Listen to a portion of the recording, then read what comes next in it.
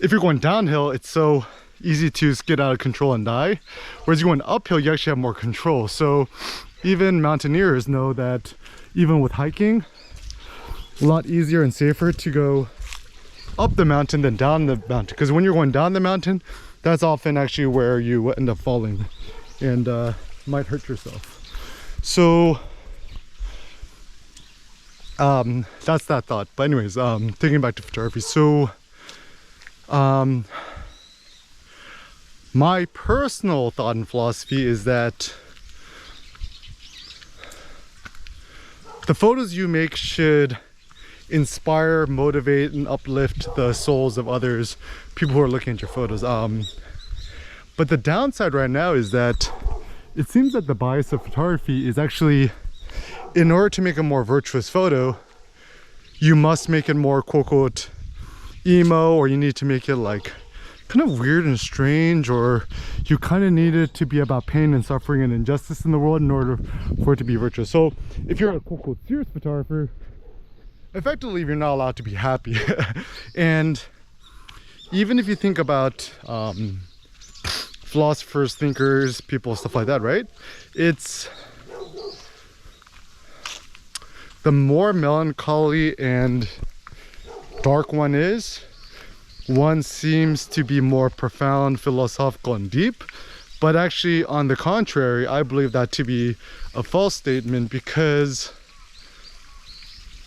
I mean, one of Nietzsche's thoughts is, you know, deeper, or I mean, dark, strange, sick artists and people tend to be more fascinating, which is actually true. Like, if you, like, for example, you see like people who are like, you know, cracked out, or, you know, homeless people, whatever, is that they're more they're more fascinating to observe or look at because they are so weird and strange and different. Same thing with fashion, right?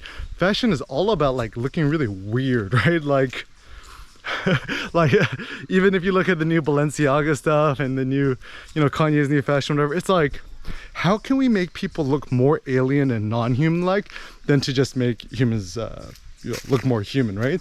So you know, people shaving off their heads and wearing strange clothes and sunglasses, whatever. But in fact, I actually think that the most beautiful type of human, in theory, should just be butt naked, maybe just wearing a Speedo.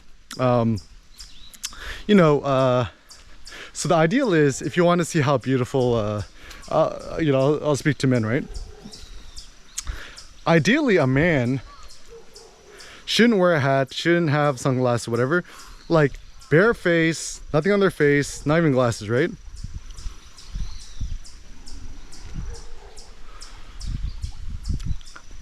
Not even glasses, you know, some sort of nice haircut, whatever, and just be topless, you know, pantless, shoeless, right? Kind of the way that bodybuilders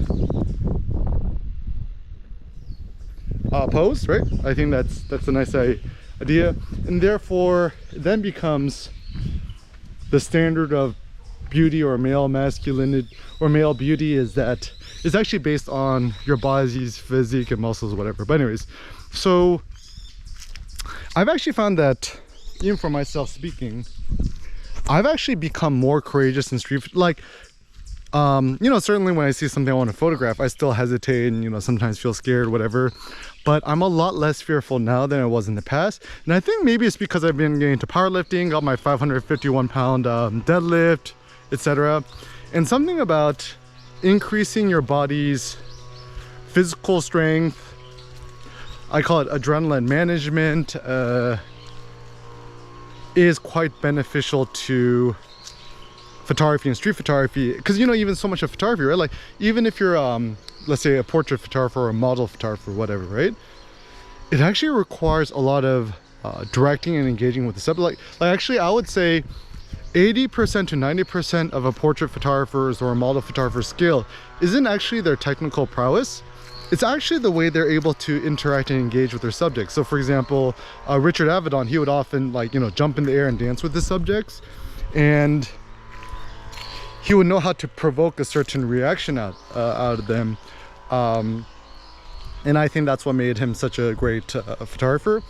And so I think we should kind of go away from this Henri Cartier-Bresson like fly on the wall aesthetic, where it's like, you know, the downside of Henri Cartier-Bresson, you watch these old documentaries on him, he's quite pretentious insofar much as he himself loved photographing people, but he himself didn't like being photographed. And I find the reason why this is so superficial and so you know, contrary is that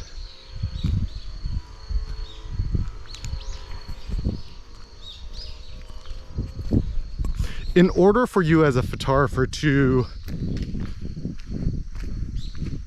become the uber photographer or become the best photographer possible, you yourself must be comfortable being on both sides of the lens. So you must be comfortable photographing, and you also must be comfortable being photographed or being videoed, recorded, whatever. Simple thought suggestion, recording this on the GoPro Hero 10, the 11's out.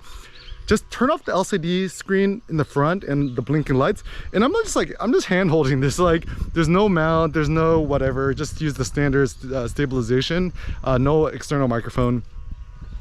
And the big benefit of this is that it allows you to speak and think more freely, because whenever I have a selfie video or blinking lights, it actually robs me of my focus. Even Nassim Taleb has this theory that the reason why public speaking is so bad is that when you're on stage and you have all these bright shining lights on your face and all these cameras on you, it actually does rob you of your focus and the stream of your thoughts. Even when I really need to focus at the gym and I'm attempting a new 1 rep max that I've never done in my deadlift, squat, whatever, I actually don't record it, because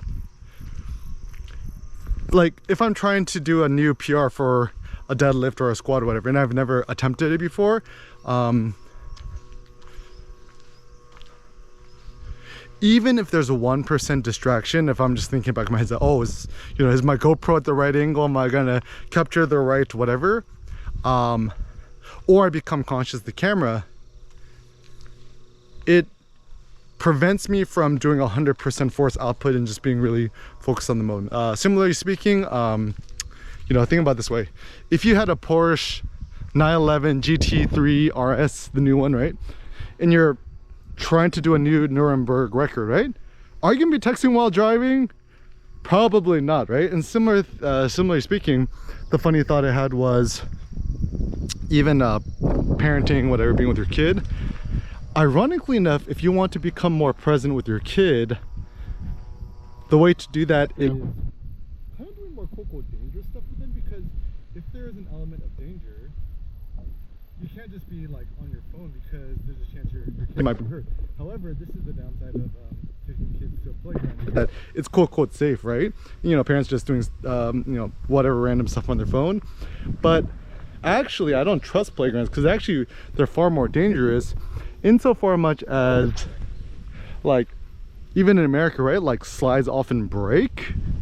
One of the big benefits of being in Phnom Penh, Cambodia, right, where there's like this Wat Botem Park across our hotel, it's like so ratchet. Like there's like all these holes and things are broken and stuff like that. And so actually it encouraged me to be more present with Sen, because I didn't want him to seriously injure himself.